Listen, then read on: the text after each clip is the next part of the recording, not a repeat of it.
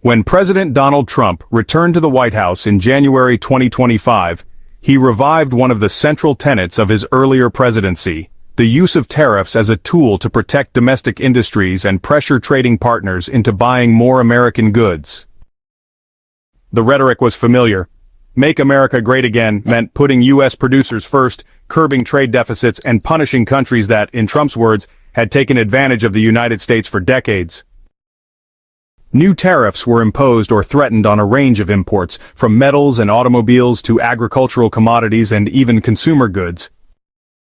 The stated objective was to restore America's industrial base, boost farmers' incomes, and force other countries, especially China, to purchase more from U.S. suppliers. Yet the reality unfolding in 2025 has been the opposite of what was promised. Rather than revitalizing U.S. exports, tariffs have triggered retaliatory measures, supply chain disruptions, and boycotts in some of America's most important foreign markets. Key agricultural commodities have seen steep declines in overseas sales, U.S. alcohol exports have been caught in the crossfire of political disputes, and even manufactured goods like industrial supplies and computer components have taken a hit. The fallout paints a picture of sectors suffering precisely because of the policies designed to help them. The decline has been most dramatic in agriculture, where America's role as the world's breadbasket is being challenged by both competitors and politics. Soybeans have long been one of America's top agricultural exports, particularly to China, which is the world's largest consumer of the crop for animal feed and cooking oil. In 2024, soybean shipments to China were valued at more than $12 billion, a cornerstone of the farm economy in states such as Iowa, Illinois, and Minnesota. But in the first half of 2025, those exports collapsed by more than 50%, tumbling to just $2.46 billion. The sharp fall was directly linked to retaliatory tariffs and import restrictions that Beijing imposed in response to Trump's renewed trade war. Sorghum, another important crop that had gained traction in China as a feed grain, has fared even worse. Once a success story in the 2010s, sorghum sales to China have now almost disappeared. In early 2025, U.S. sorghum exports to China fell by 95% compared to the prior year, reaching their lowest levels since the trade disputes of 2018-2019. Farmers in Kansas and Texas who had invested heavily in expanding sorghum acreage have been left scrambling for alternative buyers. The collapse has been so severe that many growers are considering planting less sorghum altogether, even though the domestic safety nets in place provide only limited relief. The agricultural trade deficit tells the broader story. For decades, the United States was a net exporter of farm goods, feeding the world while generating a surplus that underpinned rural prosperity. But 2025 is on track to deliver a record agricultural trade deficit projected at nearly $50 billion, up from $31.8 billion the previous year. Tariffs, combined with global competition from Brazil and Argentina, have reduced the competitiveness of American farm goods abroad, and retaliatory barriers are making it harder for U.S. producers to find overseas markets. For many farmers, the rhetoric of America First has translated into markets lost. The damage is not confined to staple crops. In fact, even industries far removed from the heartland are feeling the sting, as shown most vividly by the sharp fall in U.S. alcohol exports to Canada. American distillers and vintners too have seen their foreign markets erode.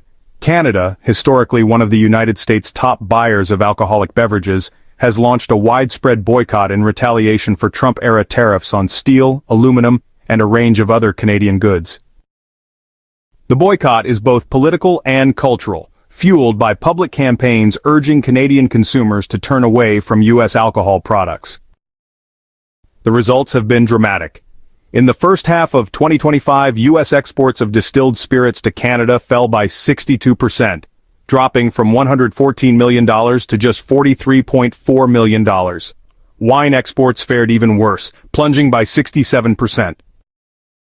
The Canadian market was not only lucrative but also geographically advantageous, providing smaller U.S. producers with an accessible export destination.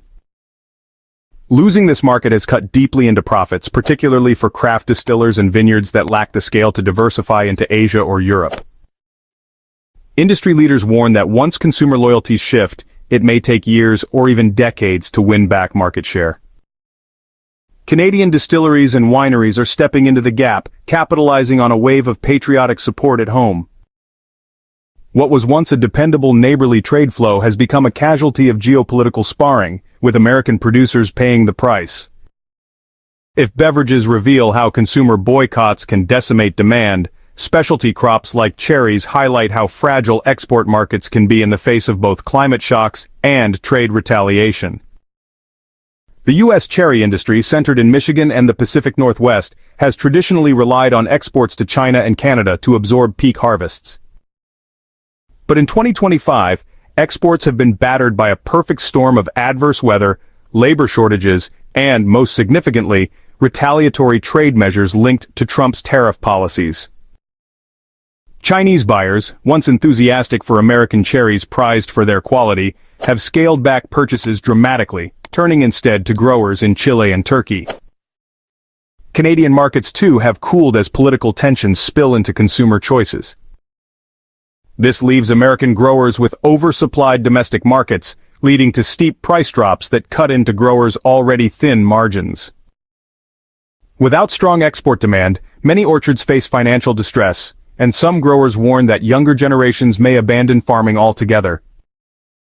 The decline of specialty crops underscores how tariffs can ripple across agricultural supply chains in unexpected ways. And just as farming communities are grappling with losses, America's industrial base, the very sector tariffs were meant to shield, is now facing similar challenges. Data from the U.S. Bureau of Economic Analysis for June 2025 reveal that overall exports of goods fell by $1.2 billion compared with May, with several key categories posting sharp declines. Industrial supplies and materials, long a backbone of U.S. manufacturing exports, saw a $4.8 billion drop. Within that category, finished metal shapes were down by $4.6 billion, while exports of non-monetary gold declined by $2 billion. Even technology-related exports have been affected. Computer accessories, a staple of U.S. trade in high-value manufactured goods, fell by $1.2 billion in June. Analysts point to both global competition and retaliatory tariffs that make U.S. components less attractive in foreign markets. Trump's emphasis on protecting domestic manufacturing through tariffs has, ironically, undermined some of the very sectors he aimed to bolster. When other countries retaliate, they target these industries precisely because of their high export value and political importance. The ripple effects are significant. Manufacturing jobs tied to exports are among the best paying in the sector, and when foreign markets contract, plants often face layoffs or reduced hours. Economists warn that continued export weakness in industrial goods could erode the long-term competitiveness of U.S. manufacturing, leaving the nation more isolated from global supply chains rather than at their center. Taken together, these examples show how a strategy meant to strengthen America's position in the world economy has instead weakened it. Trump's second-term trade agenda was framed as a continuation of his effort to protect American producers and restore the country's economic primacy. But the evidence from 2025 shows that the strategy is backfiring across multiple sectors. Farmers are losing markets for soybeans, sorghum, and cherries. Vintners and distillers are facing boycotts, and manufacturers are seeing billions wiped from export revenues. The agricultural trade deficit, once unthinkable for the world's breadbasket, is now projected at record levels. The gap between rhetoric and reality is striking. The idea was to make America great again by forcing others to buy more U.S. goods and by shielding domestic producers from foreign competition. Instead, tariffs have provoked retaliation, soured trading relationships, and weakened America's standing in global markets. What was supposed to be a policy of protection has become a policy of isolation, and sectors from the Midwest to the Pacific Northwest are suffering the consequences. The lesson may be an old one but remains apt. In a globalized economy, trade wars rarely have clear winners. For the moment at least, the evidence suggests that America's exporters are losing the most.